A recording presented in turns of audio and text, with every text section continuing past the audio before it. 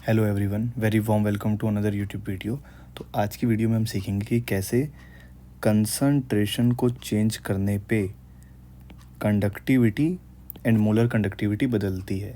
तो सबसे पहले समझते हैं कंसंट्रेशन क्या होता है। कंसंट्रेशन का मतलब होता है कि कितने सॉल्यूट के पार्टिकल्स सॉल्वेंट में मौजूद हैं। वो कम भी हो सकते हैं, ज़्यादा भी हो सकते हैं, तो उसके हिसाब से कंसंट्रेशन ज़्यादा या कम हो सकती है।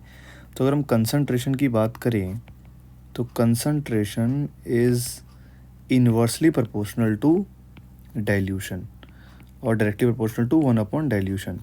तो अगर आपने सॉल्यूशन को डाइल्यूट कर दिया तो कंसंट्रेशन कम होगा। अगर आपने सॉल्यूशन की डाइल्यूशन को कम कर दिया तो कंसंट्रेशन बढ़ेगा, ऑब्वियस सी बात है। ठीक है, अब इसका वेरिएशन देखते हैं कंडक्टिविटी के साथ। तो पहले हमको मालूम होना चाहिए कंडक्टिविटी क्या होता है, क्योंकि कंडक्टिविटी एंड मोलर कंडक्टिविटी में ज़मीन आसमान का फ़र्क है। तो कंडक्टिविटी में सिंपल ये होता है कि अगर it is the conductance offered by an electrolytic solution having volume 1 centimetre cube. अगर वॉल्यूम 1 सेंटीमीटर क्यूब है तो उसको हम बोलते हैं कंडक्टिविटी। ठीक है, और तो सिंपल सा लॉजिक है, अगर कंसंट्रेशन ज़्यादा होगी तो कंडक्टिविटी भी ज़्यादा होगी। तो conductivity is directly proportional to, ये एग्ज़ाम के लिए आपको याद रखना है, डायरेक्टली प्रोपोर्शनल टू कंसंट्रेशन। या आप ऐसे भी बोल सकते हैं कि conductivity is inversely proportional to 1 upon dilution. अगर आप डाइल्यूशन बढ़ाएंगे तो कंसंट्रेशन कम होगी, तो कंडक्टिविटी भी कम हो जाएगी। तो इसमें तो कोई दिक्कत नहीं है, तो आसान सा है। लेकिन अगर हम मोलर कंडक्टिविटी की बात करें, लेकिन अगर हम इसको मोलर कंडक्टिविटी के साथ देखें और मोलर कंडक्टिविटी के साथ पढ़ें तो ये थोड़ा सा अलग होता है। मोलर कंडक्टिविटी में मोलैरिटी आती है, number of ions per unit volume की बात होती है यहाँ पे। तो फॉर एग्जांपल आपके पास 1 स्पून NaCl है जो कि एक स्ट्रॉन्ग इलेक्ट्रोलाइट है, एंड 1 स्पून वाटर है। ठीक है, आपने इन दोनों को मिलाया, तो अभी दिक्कत क्या है? अभी दिक्कत ये है कि जो वाटर है वो इनसफिशिएंट है। हम जो ये NaCl वाटर के अंदर डाल रहे हैं तो ये कम्प्लीटली डिसोसिएट नहीं होगा, क्योंकि वाटर इनसफिशिएंट है, वाटर इतना ज़्यादा है ही नहीं। ठीक है, तो हमारे दिमाग में क्या आएगा कि यार वाटर को इंक्रीज़ करते हैं तो शायद इसको स्पेस ज़्यादा मिले टूटने का, NaCl को। तो हमने 1 स्पून NaCl ले रखा है और 1 ग्लास ऑफ वाटर ले लिया हमने। ठीक है, हमने वाटर को इंक्रीज़ कर दिया। तो जब हम पानी को हमने बढ़ाया तो अब NaCl अच्छे से टूटेगा, मतलब NaCl के जो आयंस होंगे, Na positive and Cl negative, per unit volume increase हो जाएंगे। ठीक है, तो जब हम यहाँ से यहाँ तक गए, जब हमने सेकंड स्टेप लिया, ये था मान लो केस नंबर 1 और ये है केस नंबर 2, तो हमारे दिमाग में यह आया कि यार अगर हमने वाटर को इंक्रीज़ किया तो मोलर कंडक्टिविटी तो बढ़ रही है। ठीक है, तो हमने यहाँ पे एक और केस लिया, केस नंबर 3। मतलब हमारे दिमाग में ऐसे लालच आ गया कि यार अगर पानी बढ़ाने पे ही अगर मोलर कंडक्टिविटी बढ़ रही है तो पानी बहुत ज़्यादा बढ़ा देते हैं।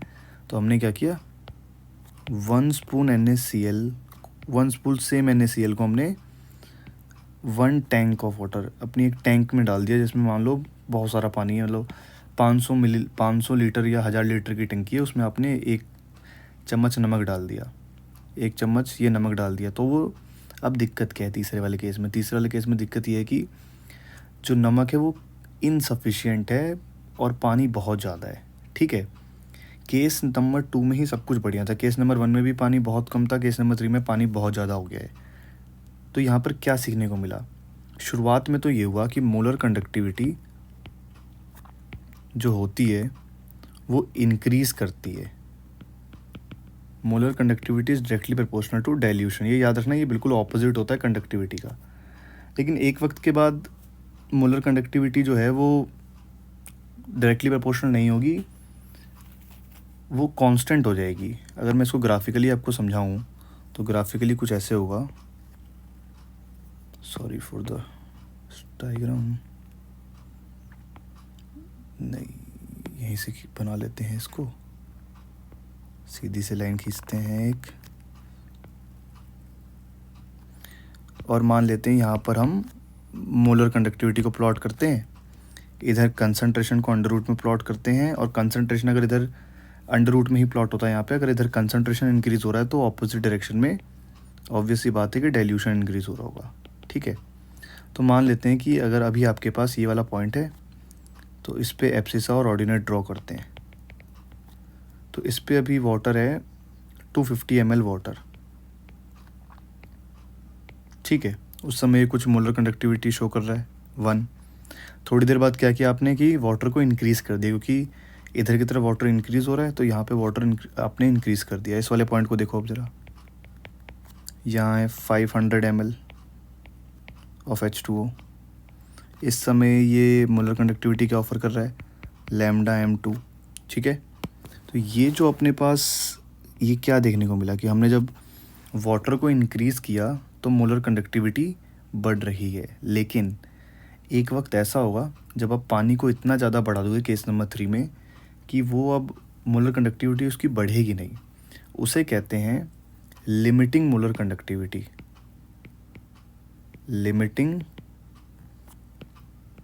मोलर कंडक्टिविटी बहुत ही important topic. Limiting molar conductivity क्या होता है, it is the conductance offered by an electrolytic solution. अच्छा, मैं रिपीट कर देता हूँ वापस, अच्छे से सुनना। It is the conductance offered by an electrolytic solution when dilution becomes infinite, या तो डाइल्यूशन इनफाइनाइट हो जाए या कंसंट्रेशन ज़ीरो को अप्रोच करे। अब 1000 लीटर की टंकी में आपका 1 चम्मच नमक तो मालूम भी नहीं चलेगा कहाँ गया। ठीक है, तो या तो कंसंट्रेशन ज़ीरो को अप्रोच करे या डाइल्यूशन इनफाइनाइट हो जाए।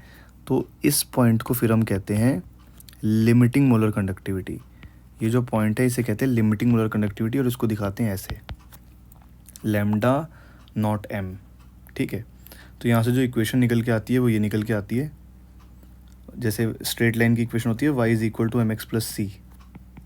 तो यहाँ पर होता है y हमारा y एक्सिस पे लैम्डा m स्लोप यहाँ पे a/√c, कंसंट्रेशन x एक्सिस का मतलब, और y इंटरसेप्ट है हमारा, ये स्लोप माइनस में रहेगा क्योंकि नीचे की तरफ गिर रहा है स्लोप, और ये रहेगा प्लस लैम्डा m0। तो इसको अगर हम तमीज़ में लिखें तो ऐसे लिखा जाता है, ये lambda m is equal to lambda m0 minus a/√c। ये हमारे पास इक्वेशन आती है। दिस इज़ फॉर, अगर मैंने NaCl की बात करी थी तो ये हो गया स्ट्रॉन्ग इलेक्ट्रोलाइट। स्ट्रॉन्ग इलेक्ट्रोलाइट, ठीक है।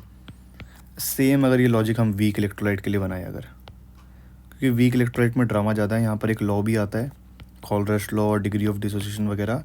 तो इसका ग्राफ कुछ ऐसा बनता है, रेक्टेंगुलर हाइपरबोला। ठीक है, रेक्टेंगुलर हाइपरबोला इसका ग्राफ बनता है। वीक इलेक्ट्रोलाइट है तो एक वक्त के बाद जितने आयंस टूटने उतने ही टूटेंगे, आप कितना भी पानी बढ़ा लो। ठीक है, तो यहाँ पर एक और टॉपिक आएगा, degree of dissociation and Kohlrausch law, वो मैं नेक्स्ट वीडियो में अपलोड कर दूंगा। Thank you for watching till here.